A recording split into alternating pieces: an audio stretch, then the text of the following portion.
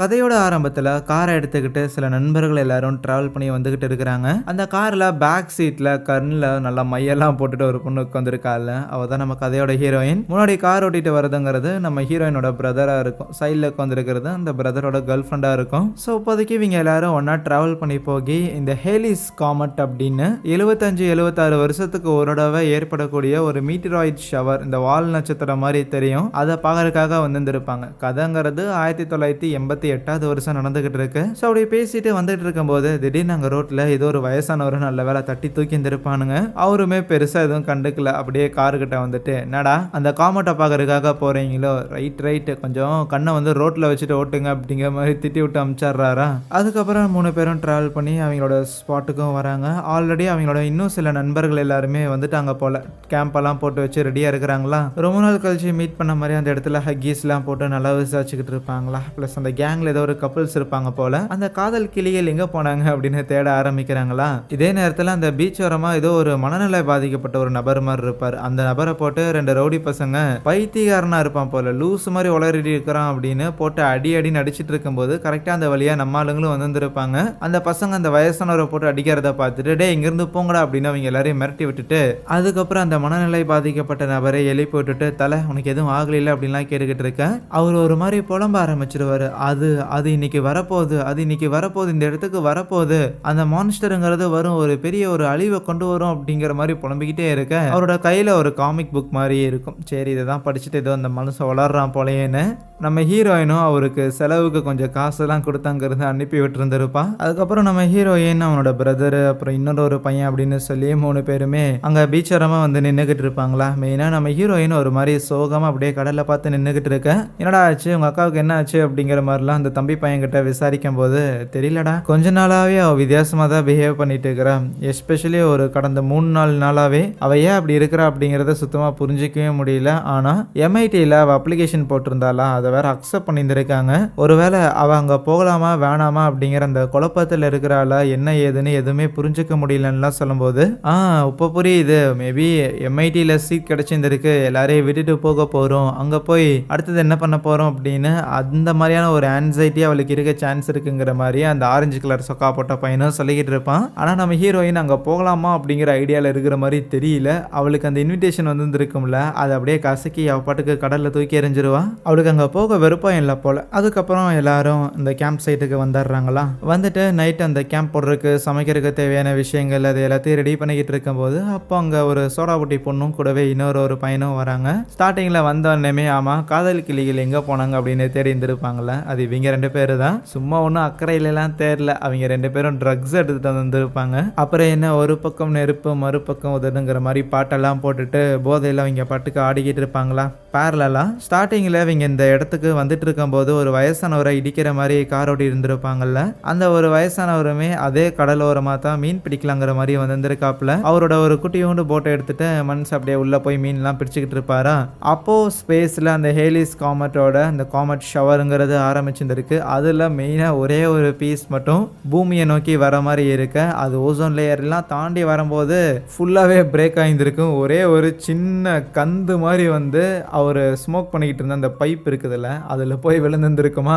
ஏன்னா இது மேலேருந்து பார்க்கறதுக்கு ரொம்ப பெருசாக இருக்கிற மாதிரி தெரிஞ்சது. கிட்ட வந்தோடனே பைப்புக்குள்ளே போயிடுச்சுங்கிற மாதிரி தான் அந்த வயசானவரை ஒரு மாதிரி ஆச்சரியமாக பார்த்துக்கிட்டு இருப்பாப்புல. ஆனால் நேரம் போக போக திடீர்னு என்னாச்சுன்னு தெரியல, அப்படியே அதே இடத்துல அந்த போட்லேயே கீழே விழுந்து அப்படியே அவருக்கு கை காலெல்லாம் ஒரு மாதிரி இழுத்துக்கிற மாதிரி இருக்குது. இங்கே நம்ம பசங்க எல்லாருமே போதையில் ஆடிக்கிட்டு இருந்தாங்கல்ல, கொஞ்சம் லிமிட்டடாக தான் எடுத்துருந்துருப்பாங்க போல. ஸோ கொஞ்ச நேரத்துலேயே போதைங்கிறது தெளிஞ்சிருச்சு. எல்லாருக்கும் வந்து கதை பேசிக்கிட்டு இருப்பாங்களா. அப்போ தான் நம்ம ஹீரோயின் தான் இந்த மாதிரி எம்ஐடிக்கு போகிறதா இல்லை அப்படிங்கிற ஒரு முடிவை சொல்லுவான். இதை கேட்கும்போது நம்ம ஹீரோனோட பிரதருக்கும், என்ன இப்படி பேசிட்டு இருக்கிற, அப்பாவுக்கு இது விஷயம் தெரிஞ்சதுன்னு என் தோலை உரிச்சிருவாரு, இதெல்லாம் வந்து rarest of the rare opportunity, அவ்வளோ சுலபமாலாம் எல்லாருக்கும் கிடைச்சிடாது அப்படின்னு சொன்னாலுமே கூட இருக்கிற ஃப்ரெண்ட்ஸ் எல்லாரும் நம்ம ஹீரோனோட முடிவுக்கு தான் ஆதரவு தெரிவிக்கிறாங்க.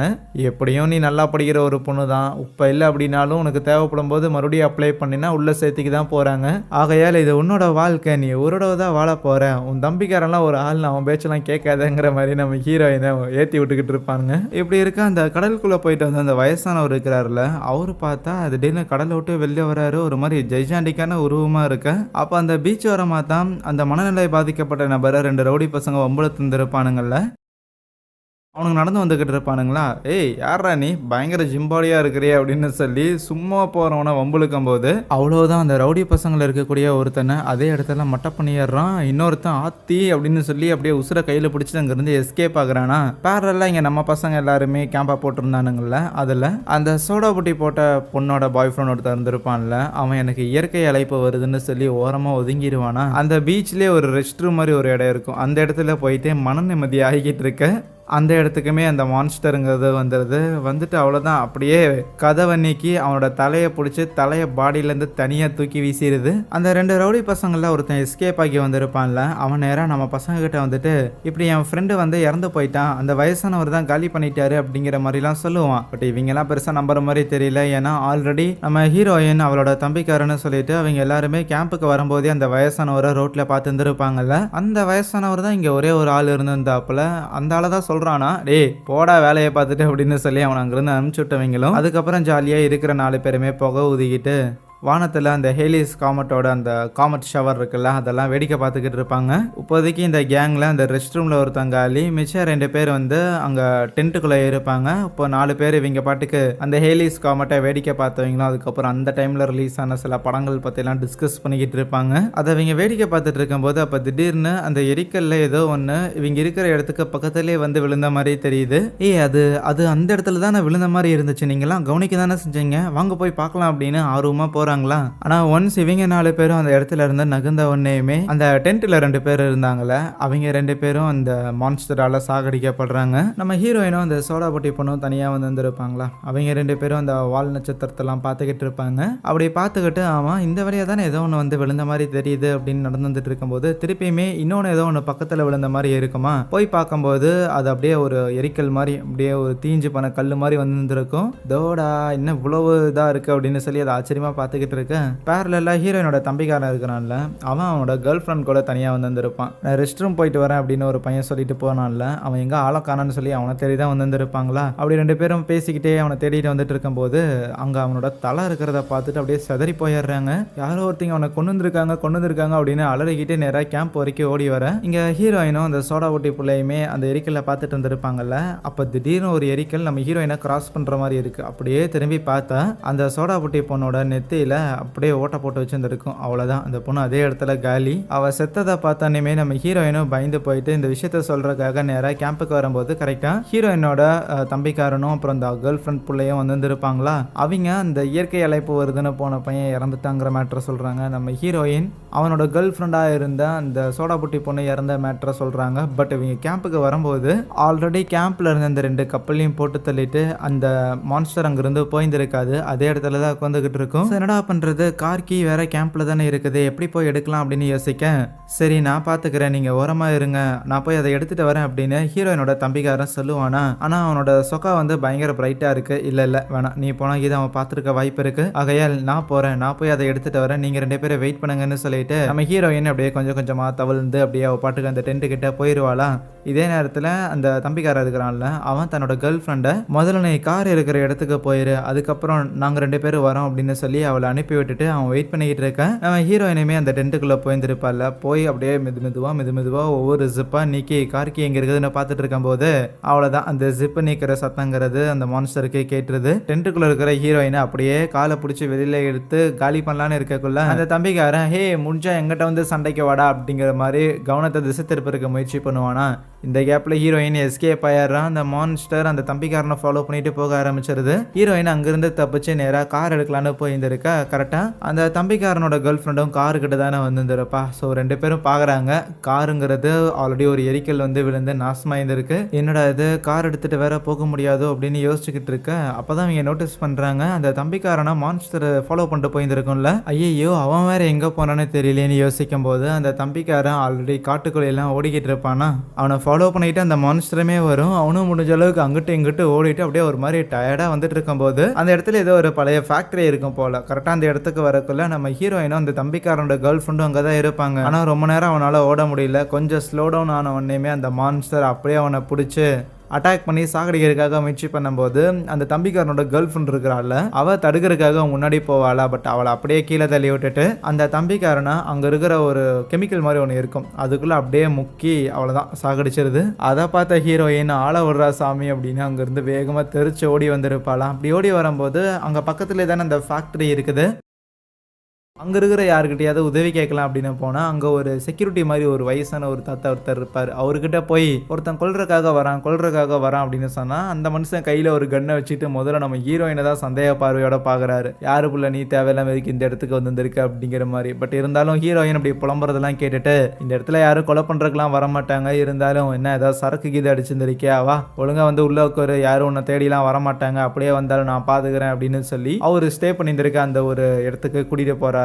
கூட்டிட்டு போயிட்டு அவளுக்கு குடிக்கிறதுக்கு தண்ணி எல்லாம் கொடுத்து என்ன நடந்துச்சு ஏது நடந்துச்சு அப்படின்லாம் விசாரிக்கும் போது இல்ல இந்த இடத்துல ஒரு வயசான ஒருத்தர் வந்து இந்த பைப் வச்சு ஸ்மோக் பண்ணிட்டு இருப்பார்ல, அவரு திடீர்னு என்னாச்சுன்னு தெரியல ஒரு மாதிரி பெரிய மான்ஸ்டர் மாதிரி மாறி இருந்திருக்காரு, இருக்கிற எல்லாரையுமே போட்டு தள்ளிட்டாரு, என்னோட பிரதரை கொலை பண்ணிட்டாரு அப்படின்னு சொல்லும்போது இவரால் நம்ப முடியல. என்னது அந்த வயசானவனா, அவனால் கார் டோரை கூட நீக்க முடியாது, அவங்க இது கொலைலாம் பண்ணுறத அப்படின்னு முதல்ல இவருக்கு ரொம்ப ஆச்சரியமாக தான் இருக்கும். இருந்தாலும் ஹீரோயினோட இந்த புலம்பல்லாம் கேட்டுட்டு ஓகே ஓகே அவன் வந்தான் அப்படின்னா நான் பார்த்துக்கிறேன் அப்படின்னு சொல்லிட்டு இருக்கும் போதே வெளியில் ஏதோ சத்தம் கேட்குற மாதிரி இருக்குமா, நீ இங்கே இரு நான் போய் பார்த்துட்டு வரேன் அப்படின்னு. இவர் இந்த இடத்துல செக்யூரிட்டிக்காக தானே இருக்கிறாரு, அடிக்கடி ஏதாவது காட்டில் இருந்து மிருகம் வந்திருக்குங்கிற மாதிரி நினச்சிட்டு தான் ஒரு கன் எடுத்துகிட்டு போயிருப்பாப்புல. போய் பார்த்தா அந்த இடத்துல அந்த ஒரு பெரிய மான்ஸ்டர் இருக்கிறத பார்த்தோன்னே அவ்வளோதான், இவர் ஏதோ ஒன்று பண்ணுறதுக்கு முடியாது, அந்த மான்ஸ்டர் இவரை காலி பண்ணிருச்சு.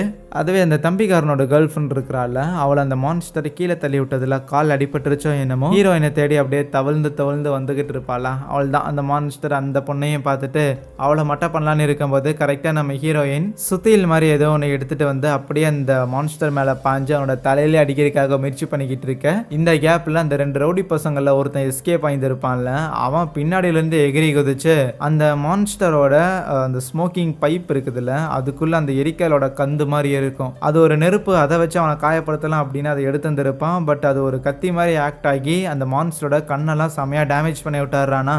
ஆனால் அந்த மான்ஸ்டர் அசால்ட்டாகவே அவனை கீழே தள்ளி விட்டு அப்படியே ஏறி ஒரே மிதி, அவள் தான் தரையோட தரையா சட்னி ஆயிடுறான். ஆனால் இந்த ஃபைட் அவன் போட்டு முடிக்கிற கேப் தான் ஹீரோயின் ஏற்கனவே சுத்தியில வச்சு அடிச்சிருந்திருப்பா, அது வேலைக்கு ஆகலன்ட்டு திருப்பியுமே அந்த ஃபேக்டரிக்குள்ளே போனவன் அங்கே ஒரு பெரிய ஒரு ரம்ப மாதிரி ஒன்று இருக்கும், கையில் ஃபிக்ஸ் பண்ணி அதை வெட்டுற மாதிரி இருந்திருக்கும் போல, அதை எடுத்துட்டு வந்து அந்த மான்ஸ்டர் கூட சண்டை போட ஆரம்பிக்கிறான். அந்த மான்ஸ்டர் அவ்வளோ ஸ்ட்ராங்காக இருக்கும், அதை வச்சு அவள் கட் பண்ண முயற்சி பண்ணும்போதுமே அந்த மான்ஸ்டர் முடிஞ்ச அளவுக்கு அந்த பிளேடெல்லாம் டேமேஜ் பண்ணுறதுக்கு நம்ம ஹீரோயின் எப்படியாவது காயப்படுத்துறதுக்காகலாம் ட்ரை பண்ணிக்கிட்டு இருக்க. பட் இறுதியில் நம்ம ஹீரோயின் எப்படியோ அந்த மான்ஸ்டரோட வயிறில் வந்து கீறி அதே இடத்துல அந்த மான்ஸ்டரை காலி பண்ணிடுறா. அவ்வளோதான், அந்த மான்ஸ்டரை நம்ம ஹீரோயின் போட்டு தள்ளதுக்கப்புறம் அடுத்த நாள் காலையில் இப்படி கேம்ப் சைட்டில் ஒரு பிரச்சனை ஆயிருக்கு அப்படின்னு சொல்லிட்டு போலீஸ் எல்லாரும் இன்வெஸ்டிகேட் பண்ணுறதுக்காக வந்திருப்பாங்க. அப்படி போலீஸ் எல்லாம் வந்து செக் பண்ணி பார்க்கும்போது தலை நசுங்கி உடல் நசுங்கி நிறைய பேர் ரொம்ப கொடூரமாக ஏதோ ஒரு மிருகம் வந்து அப்படியே லைக் இவங்க எல்லாரையும் கொல்லணும் அப்படிங்கிறங்காட்டியே அப்படியே உடம்பெல்லாம் பிச்சு போட்ட மாதிரி இருக்குது, பயங்கர கோராக இருக்குதுங்கிறதெல்லாம் ஓகே தான். நம்ம ஹீரோயினாக இருக்கட்டும், அதுக்கப்புறம் அந்த தம்பி பையனோட கேர்ள் ஃப்ரெண்ட்னு சொல்லி இவங்க 2 பேரையும் ரெஸ்கியூ பண்ணியிருந்திருப்பாங்க. ஆனால் அவங்க சொன்ன வாக்குமூலத்தை தான் இவங்களால நம்ப முடியல,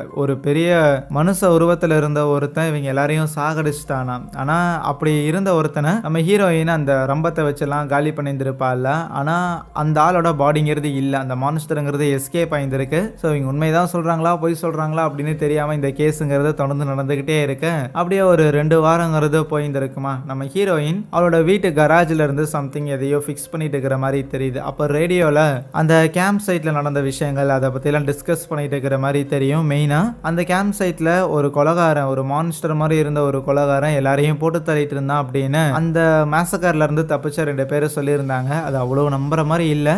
இருந்தாலும் இப்போ ரீசெண்டாக அந்த ஒரு கேம்ப் சைட்டில் என்ன மாதிரியான கொலைகள்லாம் நடந்துச்சோ, தலையை திருகி போட்டு உடல் நசுங்கி எந்த மாதிரியான கொலைகள்லாம் நடந்துச்சோ அதே மாதிரியான கொலைங்கிறது இப்போ ஊர் முழுக்க நடந்துகிட்டு இருக்குது. ஒருவேளை அன்னைக்கு அந்த சர்வைவர்ஸ் சொன்னது உண்மையாக இருக்குமோ அப்படிங்கிற மாதிரி அவங்க டிஸ்கஸ் பண்ணிட்டு இருக்க. நம்ம ஹீரோயினுமே அடுத்தது அந்த மான்ஸ்டரை காலி பண்ணுறதுக்காக கையில் புதுசாக வெப்பன்லாம் ரெடி பண்ணியிருக்க. அங்கே இந்த ஒரு படத்தையும் முடிக்கிறாங்க. எனிவேஸ் மக்களே, கண்டிப்பாக படம் இன்ட்ரெஸ்டிங்காக இருந்திருக்கும்னு நினைக்கிறேன். சின்ன படம் தான், ஒரு 1 மணி நேரம் என்னமோ தான் வந்துச்சு, அதனால தான் வீடியோவும் ஷார்ட்டாக இருக்குது. So yeah, thank you.